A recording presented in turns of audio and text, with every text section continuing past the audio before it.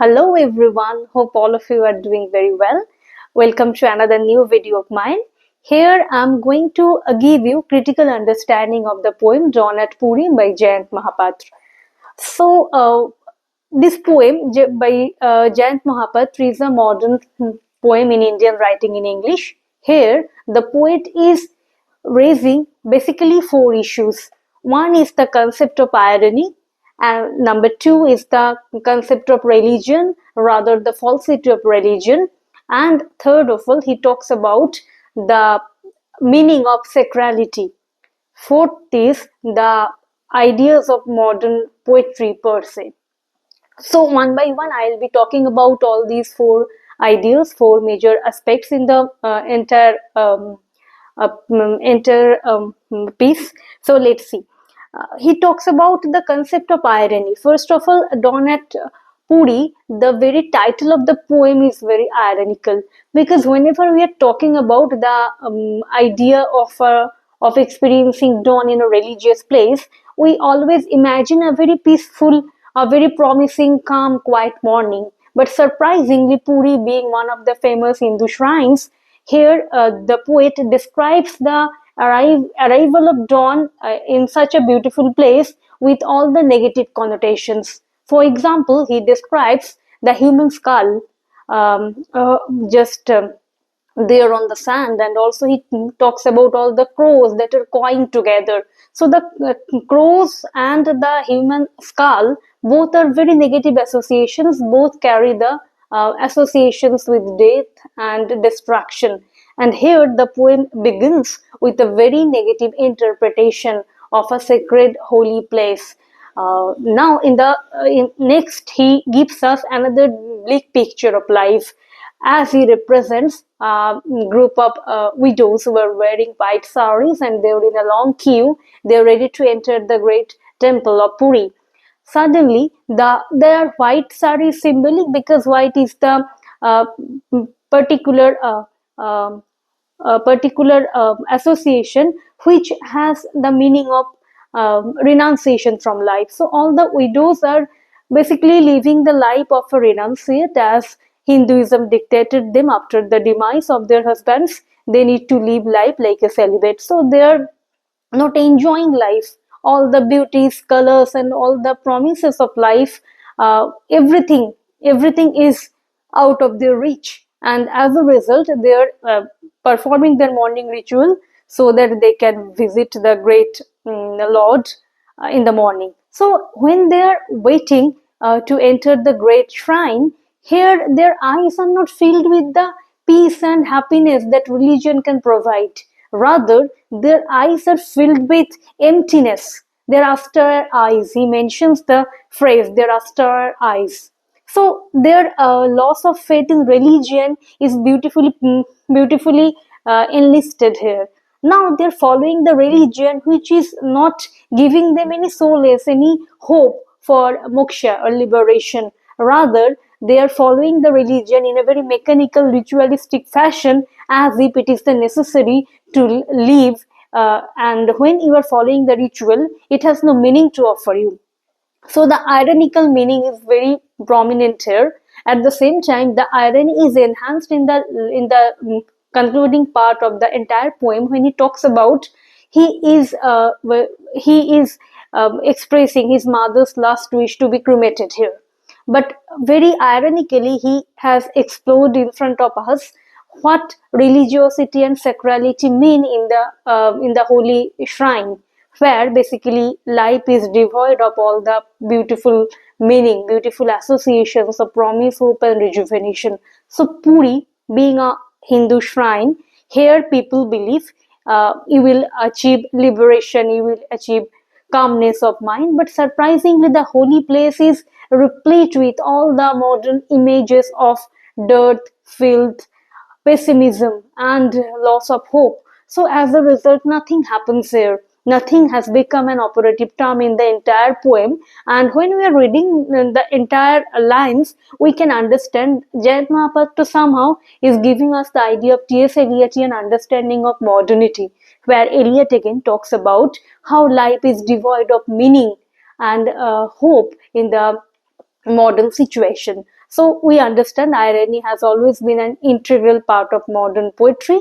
Jayant Mahapatra has excelled in his expression of irony in this entire poem. Now, let us talk about the concept of falsity of religion.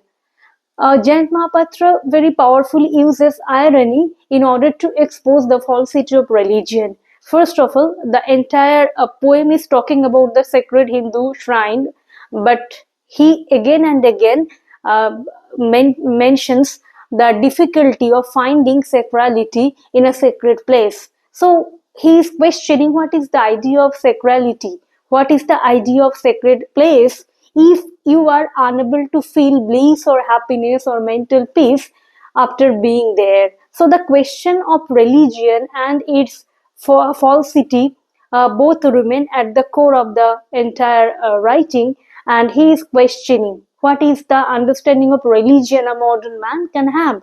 If you practice your religion very mechanically, dutifully, but after this, religion lacks the power to offer you the solace, the required promise of rejuvenation.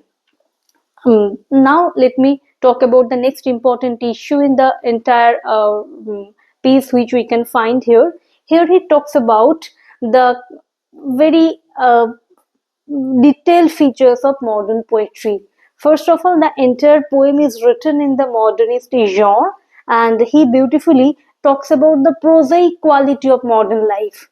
Prosaic quality means prose-like quality of modern life. So, like all the modern writers, he talks about in a language which is not rhyming together. So, the unrhymed lines they capture the sense of fragmentation, meaninglessness, and hopelessness of modern life. So, from the metrical structure of the entire poem, we get the idea. It is an absolutely a masterpiece of modern writing. Second of all, we find the idea of negativity of existential situation.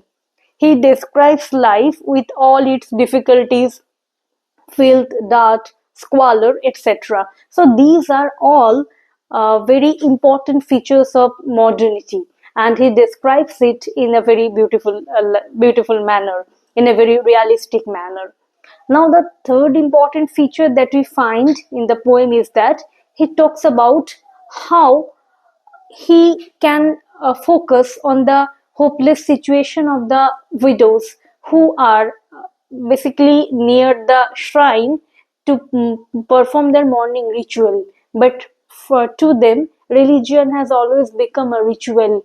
It is nothing beyond that. So, this kind of mechanical ritualistic religion is unable to offer them the solace of transcendence from the life they are leading. So, the widows and their situation both are beautifully described, like the fish or some kind of animal who has been caged. So, their caged existence, their isolated existence from society has been highlighted, and as a result, the isolation of the widows from the promise or fulfillments of life, their existential agony, all have been beautifully explored in the understanding that it is the situation of the modern men or women. So the widows in the poem, they are the every man in the modern life.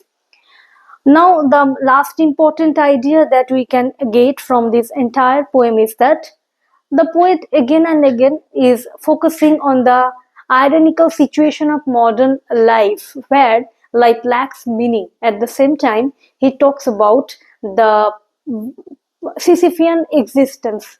You know, the myth of Sisyphus.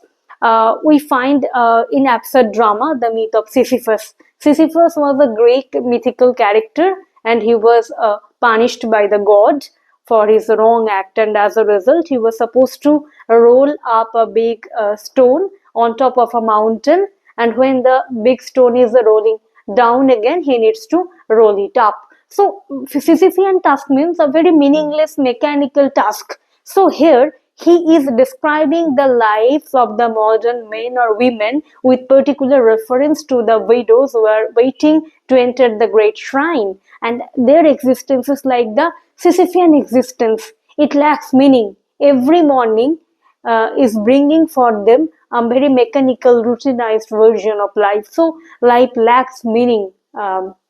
hope, and also fulfillment. So the existential human condition is very poignantly described in the entire poem, and as a result, the entire piece has become an excellent example of modernist understanding of life. Hope you have enjoyed this explanation. If you find the video, please like my videos and do share, and please subscribe to my YouTube channel for similar updates. Thanks for watching. Take care. Bye.